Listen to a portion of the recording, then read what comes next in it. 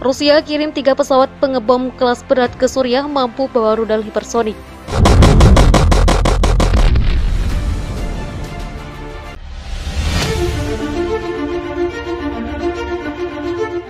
Militer Rusia terus berusaha memperkuat kekuatannya di kawasan Mediterania. Kabar terbaru, Rusia mengirimkan 3 pesawat pengebom jarak jauh sekaligus ke pangkalannya di wilayah Suriah. 3 pesawat pengebom jarak jauh yang dikirim ke Suriah ini merupakan persenjataan kelas berat yang memiliki kemampuan nuklir. Bahkan pesawat tersebut juga mampu membawa rudal hipersonik terbaru milik Rusia. Pernyataan tersebut diumumkan oleh Kementerian Pertahanan Rusia pada hari Selasa 25 Mei 2021 sebagaimana dilansir VOA. Pengerahan 3 bomber itu dianggap akan menjadi langkah yang dapat memperkuat pijakan militer Rusia di kawasan Mediterania. Kementerian Pertahanan Rusia mengatakan 3 Tu-22M3 telah tiba di pangkalan udara Hmeimim yang terletak di Provinsi Latakia, Suriah. Kementerian tersebut menambahkan landasan pacu alias runway di Hmeimim telah diperpanjang untuk dapat mengakomodasi pesawat pengebom kelas berat. Selain itu, Kementerian Pertahanan Rusia menuturkan landasan pacu kedua di pangkalan udara tersebut juga sudah dimodernisasi. Rusia juga telah memperluas dan memodifikasi pangkalan angkatan laut di pelabuhan Tartus, Suriah. Fasilitas ini merupakan satu-satunya fasilitas angkatan laut yang dimiliki Rusia saat ini setelah runtuhnya Uni Soviet. Beberapa tahun terakhir, Angkatan Laut Rusia menghidupkan kembali praktik era Uni Soviet yang terus-menerus merotasi kapal perangnya di kawasan Mediterania. Langkah ini disebut sebagai bagian dari upaya Presiden Rusia Vladimir Putin guna memperkuat militer Rusia di tengah ketegangan dengan Barat. Di sisi lain, pengerahan 3 Tu-22M3 merupakan langkah perdana Moskwa dalam menempatkan pesawat pengebom kelas berat di Suriah sejak Perang Dingin berakhir.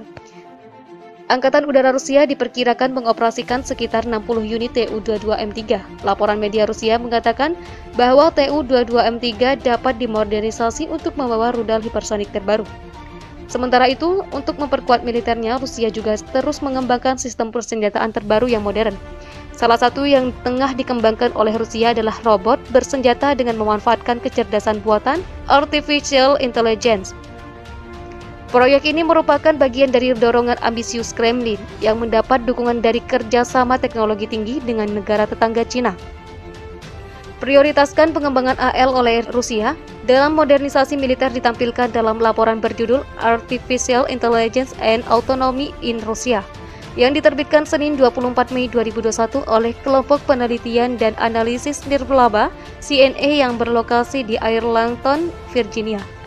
Penulis laporan tersebut bekerja sama dengan Pusat Kecerdasan Buatan Pentagon untuk menghasilkan apa yang oleh organisasi itu disebut sebagai bagian besar pertama dari peneliti Amerika Serikat. Isi laporan itu mengartikulasikan inisiatif dan pencapaian umat Rusia dalam upaya penggunaan AL dan menempatkan inisiatif tersebut dalam teknologi yang lebih luas di Rusia. Ahli strategi militer Rusia telah menempatkan nilai tertinggi dalam menetapkan apa yang mereka sebut sebagai dominasi informasi di medan perang, kata laporan itu. Dan Kremlin menjanjikan peningkatan teknologi AL untuk memanfaatkan data yang tersedia di medan perang modern hingga bisa melindungi milik Rusia sendiri dan menangkal keuntungan itu di pihak musuh.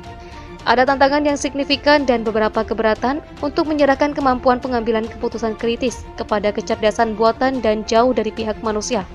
Namun tren dengan jelas menandakan bahwa upaya Rusia untuk memperkenalkan kemampuan canggih ini sedang berlangsung dengan baik. Sementara masukan kritis datang dari Cina yang oleh laporan tersebut diidentifikasi sebagai mitra utama Rusia di bidang teknologi tinggi secara umum dan khususnya terkait kecerdasan buatan. Kerjasama Rusia dan Cina ini bagian dari kemitraan strategis yang lebih luas yang dipupuk oleh Presiden Rusia Vladimir Putin dan Presiden Cina Xi Jinping. Relasi keduanya semakin kuat meskipun ada upaya oleh Amerika Serikat untuk menargetkan pesaing terdekatnya dengan berbagai sanksi.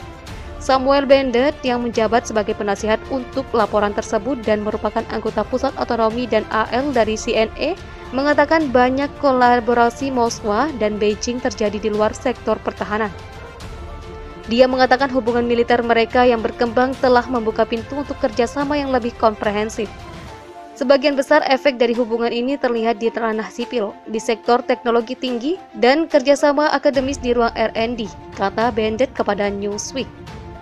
Pada saat yang sama, ada bukti meningkatnya kontak bilateral di militer secara umum, seperti partisipasi dalam latihan tingkat strategis seperti Vostok, di mana kerja sama komando dan kontrol ikut ambil bagian. Bandit juga menyoroti pekerjaan Rusia dalam membantu Cina membangun sistem peringatan dini untuk rudal. Prospek untuk memasukkan AL di sini menurutnya perlu diwaspadai, karena kedua negara berusaha untuk mendukung C4ISR. Mereka akronim yang mengacu pada kemampuan komando, kontrol, komunikasi, komputer, intelijen, pengawasan, dan pengintaian. Apalagi kedua negara mengumumkan peningkatan jumlah militer bilateral latihan dan latihan. Laporan Bandit dan Edmonds mencakup daftar sekitar 2 lusin platform yang sedang dikembangkan oleh militer Rusia yang menggabungkan beberapa tingkat AL atau otonomi. Ini termasuk kendaraan yang berbasis di darat, udara, dan laut, serta ranjau khusus dan bahkan robot antropomorfik yang dikatakan mampu menggunakan senjata api ganda, mengendarai mobil, dan melakukan perjalanan keluar angkasa. Juga tercantum penambahan terkait AL ke kompleks manajemen informasi dan pengambilan keputusan militer Rusia, peralatan dan logistik pertahanan, serta sistem pelatihan dan manufaktur militer.